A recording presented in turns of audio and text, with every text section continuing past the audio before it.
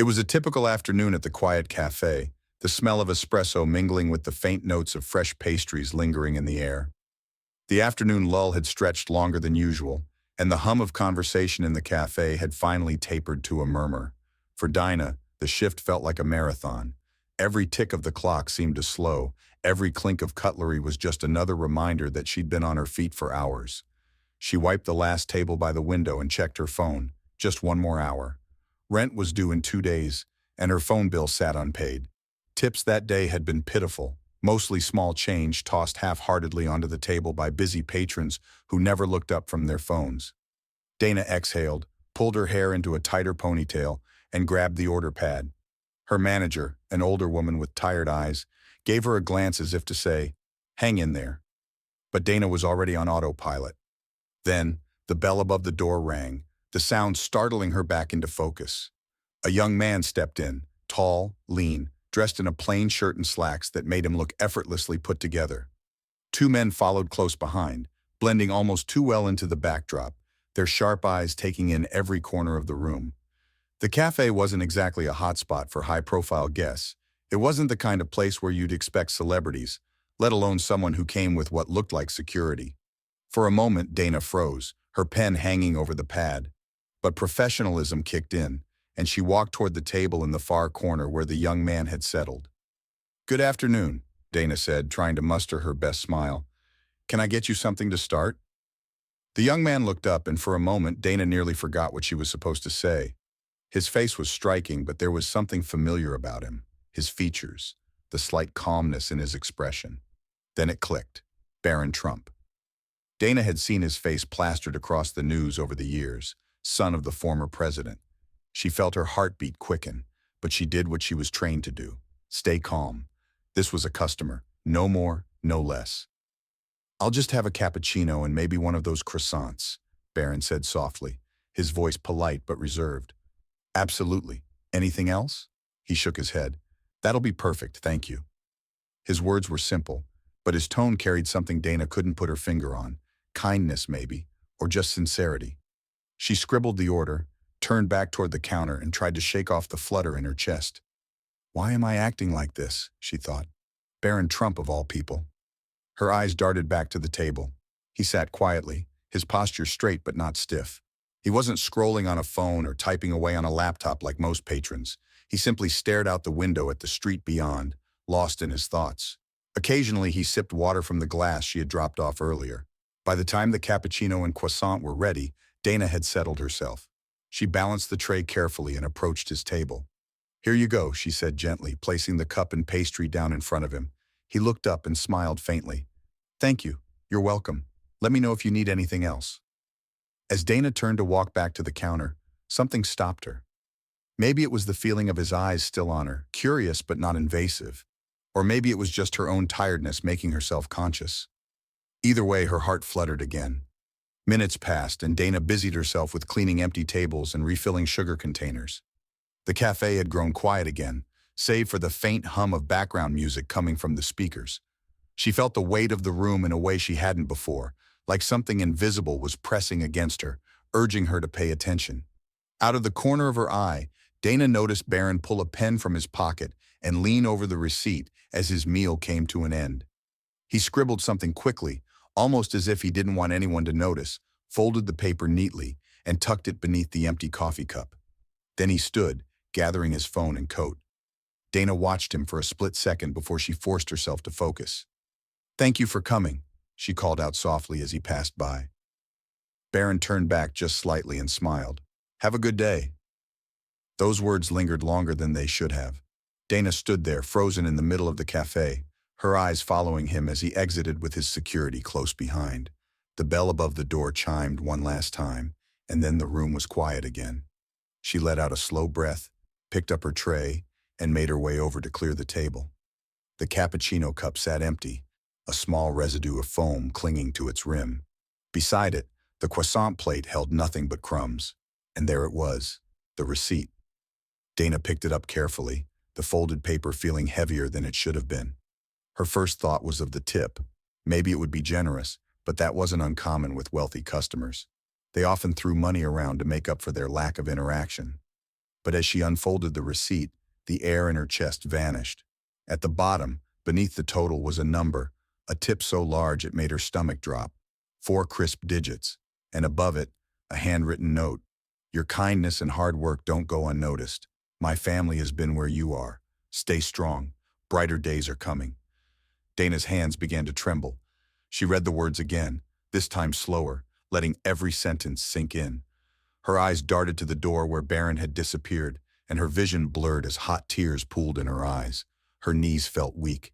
She stumbled back into the empty chair across from where he'd sat and just stared. The note, the tip. It wasn't about the money. It was the words, the weight of empathy written in ink by someone she never imagined would notice her existence. For the first time in weeks, months even, Dana felt seen. As the tears streamed down her face, she thought about what those words meant. But this moment wasn't over, not yet. Someone else would see the note, and Dana's story was about to ripple far beyond the walls of the cafe. The sound of the cafe door opening jolted Dana from her trance. She wiped her tears quickly with the back of her hand, tucking the note into her apron pocket as her manager approached. "You okay?" her manager asked, narrowing her eyes in concern. "What happened?" Dana hesitated for a second, trying to find the right words. I'm fine," she said, though her voice cracked slightly. Just a really generous tip." Her manager raised an eyebrow, not convinced. "Generous enough to make you cry?" Dana nodded, managing a shaky laugh as she reached for the folded receipt and held it out. The moment her manager saw the number, she let out a low whistle. "No way! Who left this?" Dana replied, her voice softer now. "That was Barron Trump." Her manager blinked. "The Barron Trump? Are you serious?" "Yeah," Dana said, pulling the note from her pocket. "But it's not just the money." Her manager looked at her for a long moment. "Sometimes people just know, Dana. They can see what you're going through, even if you think you're hiding it." Maybe he saw that. Dana swallowed hard. She hadn't realized how much she needed to hear those words. For months she'd been treading water, working double shifts to pay rent, skipping meals to make sure she could cover her mom's prescriptions. She'd been kind because it was the only part of herself she hadn't let the world take away. And somehow, he'd seen that. As the minutes passed, a strange buzz filled the cafe. A couple of coworkers whispered by the pastry display, pointing toward the table where Barron had sat.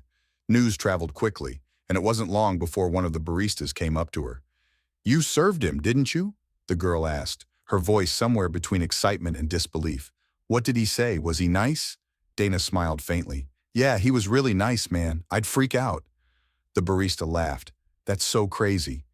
Dana didn't say anything more. She didn't want to explain the note or the tip. Somehow sharing it felt like taking something sacred and putting it on display. For now, it was hers. The rest of her shift passed in a blur. Every interaction felt lighter somehow. Every table she cleared a little easier. When she finally pulled off her apron at the end of the day, the folded note remained safe in her pocket. As Dana made her way to the subway station, she found herself holding the receipt again, staring at the words. "My family has been where you are. Stay strong. Brighter days are coming." She whispered the sentence under her breath as though saying it aloud would make it real. He didn't have to write that. He didn't have to care. But he did. And as the train rumbled through the tunnels, Dana closed her eyes and allowed herself to believe, for the first time in a long time, that maybe things would get better. But what Dana didn't know was that this quiet moment would soon echo much louder than she ever imagined. The note wouldn't stay a secret for long. The next morning, the sun barely peeked through Dana's apartment window when her phone buzzed on the nightstand. She groaned, rolling over to check the screen. Dozens of notifications flooded her lock screen. "Why is everyone texting me?" she mumbled, squinting at the messages. "Girl, is this you? You're famous. Is this real?" Her thumb hovered over one message that included a link. It was a screenshot of the Daily Post headline. "Barron Trump leaves Waitress a touching note and a huge tip. Internet reacts." Dana sat bolt upright, her heart hammering in her chest as she clicked the link. The article told the story, word for word. A struggling waitress, an unexpected guest, a note full of empathy, and a tip that seemed to have changed her life. The photo attached was of the note itself, her note, written in Barron's neat handwriting. Dana's hands shook as she scrolled. The more she read, the more overwhelmed she felt. Strangers debated her story, her life, without knowing a single thing about her. She dropped the phone onto her bed and buried her face in her hands. "What do I do now?" she whispered to herself. The sound of her mom's cough echoed from the next room, pulling Dana back to reality. She couldn't afford to lose her head over this, not with bills to pay and groceries to buy. But even as she picked up her bag and hurried off to work, the pit in her stomach remained. She wasn't ready for her story to belong to the world. The cafe was different that day. When Dana walked through the door, she immediately felt eyes on her. Her coworkers smiled at her in a way they never had before, proud almost. A couple of regulars glanced up from their coffee cups as if trying to confirm that she was the waitress from the article. Her manager greeted her with a wide grin. "You're a local hero now," Dana muttered under her breath. She ducked behind the counter and pulled out her phone, scanning the latest headlines. The comments flooded in faster than she could process them. That note probably saved her life. "This is a lesson in kindness. Small gestures mean everything. More stories like this, please." Somewhere beneath the swirling chaos, Dana felt the faintest flicker of hope. It wasn't just about her anymore. It was about kindness, about people remembering that small acts could still make a big difference. But Dana still had one more decision to make, and it would determine how her story ended. By the time Dana's shift ended, the cafe felt smaller than ever, suffocating under the weight of the attention. She ducked out the back door, avoiding the news crew still camped outside. The moment her sneakers hit the pavement, she exhaled as if shaking off the invisible eyes. The walk home was quiet, too quiet. The streets felt unfamiliar now, as if the world had tilted just slightly out of place. Dana clutched her bag tightly, the note still safely tucked inside. Her phone buzzed another message. "Dana, they want you on TV. Morning show. Call me." It was her manager.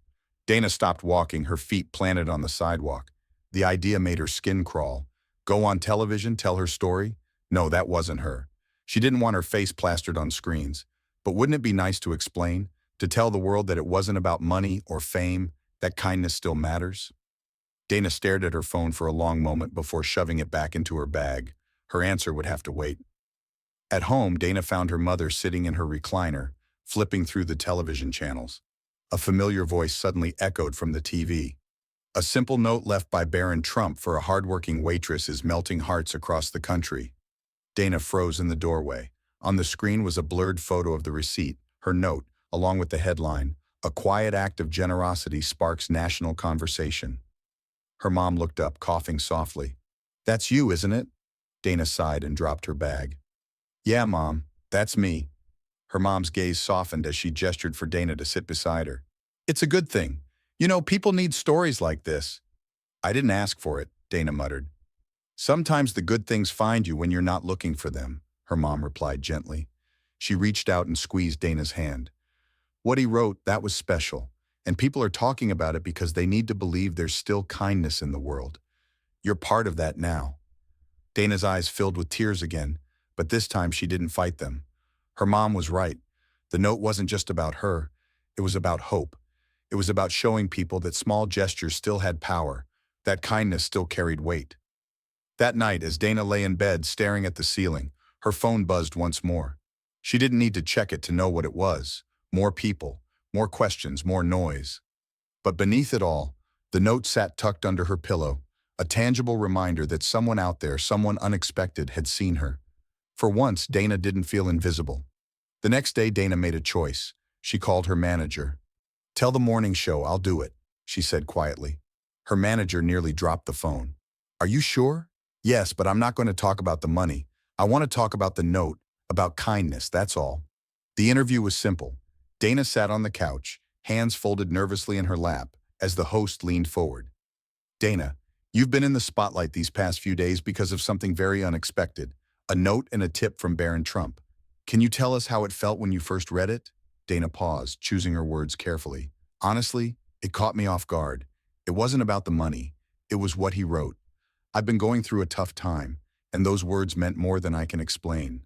The host nodded. The note said, "Your kindness and hard work don't go unnoticed. My family has been where you are. Stay strong. Brighter days are coming." What do you think he meant by that?